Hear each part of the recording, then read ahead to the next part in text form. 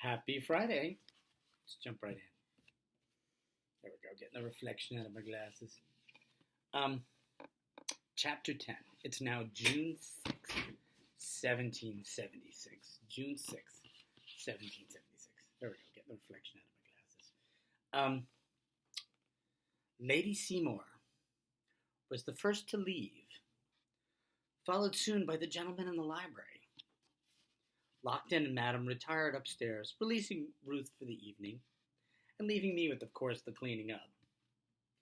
For supper, we ate the remainders from the plates of ink-stained and gold buttons, cold tongue, and brown bread. Ruth ate 3 bites and laid her head down on the table. When Becky left for the night, I held my sister's hand and walked her down the steep stairs. Our bed was a thin mattress stuffed with old corn husks in front of the potato bin. I helped her out of her skirt and removed my own. Just before I blew out the candle, I asked, "Why are you crying in the parlor today? When we came in, did Madam hurt you?" Her eyes puddled with tears, and she shook her head from side to side. "No fooling? Did you play or fuss? Was Madam angry with you? Did she hit you?" She sniffed and she wiped her nose on the sleeves of her shift. "Shh," she said again. "That wretched woman beat Ruth." I knew it. She would beat Ruth into total silence if I let her. I kissed her tears and we knelt to pray. When we finally laid down, my fingers felt along the edge of my blanket, looking for the rip that Mama had sewn up with tiny feather stitches. She wouldn't let anyone hurt her children. "Where's my baby?" Ruth muttered, half asleep. She asked us every night. "That bad man stole your doll, baby." I reminded her, "The skinny one who stole us, he took everything." "Everything?" "Almost everything, but I'll get it back. Don't you worry. Just go to sleep." "I can't sleep without my baby doll." There was a stubborn note in her voice. "I'll make you another doll, I promise, but not tonight. Do you want me to sing to you?" I didn't wait for an answer, but I started in on an island lullaby that Mama had loved. Ruth lay quiet, her breath steady and slow. By the time the song was over, she was asleep.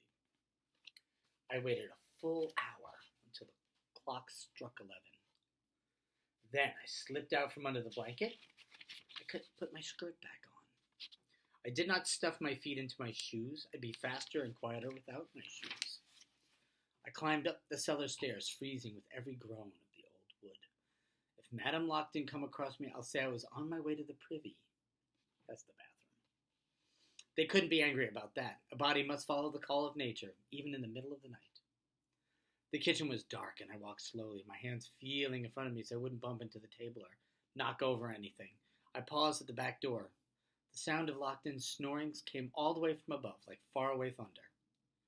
"I'm on my way to the privy," I reminded myself. No harm in that. I carefully opened the door and stepped outside. The night air smelled faintly of salt and was nice. I tiptoed down the back steps and flew past the privy, around the side of the house to the gate. My heart pounded so loud.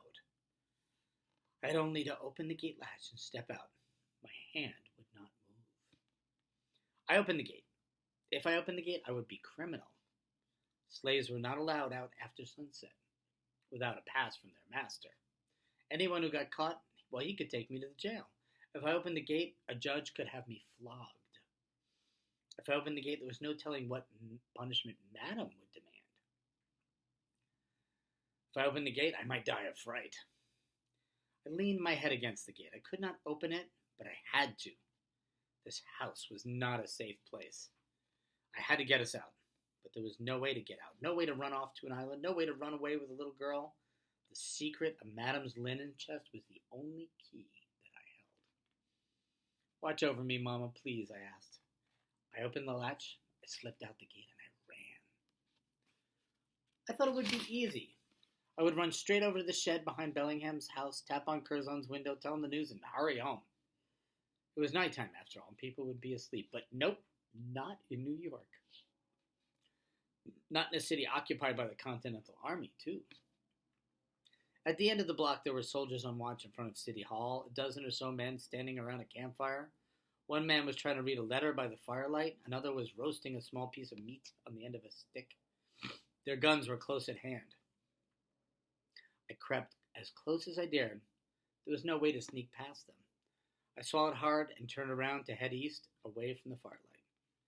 The next corner was dark and lonesome. I turned south, then west, and I was forced north for 3 blocks by loud soldiers spilling out of taverns. I tried to be brave like Mama or Queen Esther in the Bible, but I just knew there were hobgoblins walking in the dark. I hid when I heard voices, and when a horseman galloped down the middle of the street, the horse's hoofs sparked on the cobblestones, and it sounded like a hammer striking a forge. I chased up and down the streets and alleys, sticking to the shadows and shying away from the street lamps. I ran. Finally, it emptied out onto the wharf.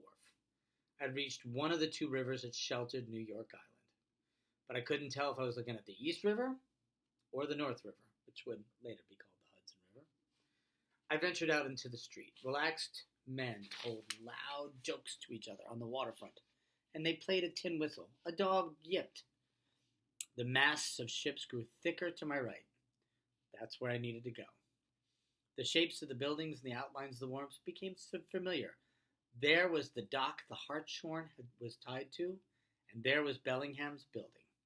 I snuck down the alley to the shed window that Curzon described. At the air was the end of my quest. I took a deep breath and I said a prayer and I tapped on the glass. Nothing happened. I tapped again and then I stopped. What if this is the wrong window, the wrong house? What if? Country? Said a voice. A puzzled voice called out to me from the shadows of the back end of a tavern a few buildings down. Every window in the tavern was lit up. Are you speaking to me? I said, trying to keep my voice from shaking. What are you doing here? And it was Curzon. He stepped out of the shadows and motioned for me to join him. Now, do you remember Curzon was that young slave who was taking down for Bellingham, entering things in a ledger as they took everything off the ship? He was the one who brought him to the pump. Curzon, easy prediction, is obviously going to be a major character in this book. I have news. You have news of Lockton? And more. I told him everything that I had seen and heard. Is the money still there? A portion. The gentlemen took some of them with them, but Lockton placed the rest back in the chest. Then I was sent to fetch more wine, and the chest was gone by the time I returned. He nodded. Will this be enough to send us home? I asked. Can they get us on a ship tomorrow? I can have Ruth at the docks by sun up. He rose with both of his hands. Go home and sleep. I'll take your news to Master Bellingham. I expect the committee will visit Lockton's tomorrow. Whatever you do, don't let on that you were the informant. Why not? How else can I claim what's mine? The colonel will know who you are and how to find you. Until you hear from him, you're just the new Lockton girl. But not for long, I said, trying to sound braver. Not for long, he agreed. Now go home. I hesitated. I don't know how I got lost coming here. It's easy once you know the way. He gave me some directions. Thank you. Thanks for everything. Go quick. When I was halfway up the alley, he called after me. Country. What? Well done, country. Well done. It felt like Becky shook me awake the moment I fell asleep. Make haste, girl. You didn't start the fire. Why are you still in your bed? Haste was the word of the day. No matter how hard I tried, I couldn't catch up. It did not help that Madam was in a mood, too. Girl, the bedding needs to be aired. Yes, ma'am. I set the broom back in its place and I went upstairs. I stripped off the bedding, carried it outside, and pegged it on the line. Madam opened the back door. Why are you dawdling? The floor in here is filthy and the banister needs to be polished, and I told you to wear your shoes in the house. I squeezed my feet into those small, dreadful shoes. It was back to the sweeping and the polishing of the banister with soft rags and beeswax scented with lemon. I made it halfway up the stairs. Madam yelled at me for airing the linen on a day that threatened rain. At least she didn't call for Ruth's company. Becky had set my sister to scrubbing the back steps. As I gathered the sheets, I watched the gate, waiting for the rebels to arrive, to arrest Lockton and reward me with our liberty. We would be given proper cabins on the ship. I was sure of it. No more riding in the hold with barrels of salt cod. Ruth and me would have a cabin fit for ladies, with bunks and blankets and pillows and 3 meals. I hoped that was my future. Are you done yet? Becky said. We have to prepare the drawing room. I shook away from my daydream. The drawing room on the second floor wasn't a room where folks sat with paints and colored chalk to draw pictures like I thought. It was just another parlor, a living room, but it was 3 times the size of the one downstairs. We removed the sheets that were covering the furniture. A dozen chairs with needlework seats were scattered around the room. A low table in front of the fireplace. A mirror framed in the mahogany hung above the mantel. Why does this room have to be prepared is beyond me, said Becky. No staff to speak of, the larder half empty, the sitting getting ready to explode, and she wants this turned out and polished. Sounds foolish. A loud beating on the front door interrupted her. Dash it all. Keep folding, she said to me. Not for love or money, I peered out the window. The group of men cluttered on the front steps and did not look like angels. But they could have been in disguise. 4 wore coats, breeches, powdered wigs. One had papers tucked under his arms. 6 soldiers stood behind them, and they were wearing uniforms but carrying long metal bars instead of guns. Becky opened the front door, and the men filed inside. I stepped out in the hall and peered down the stairs.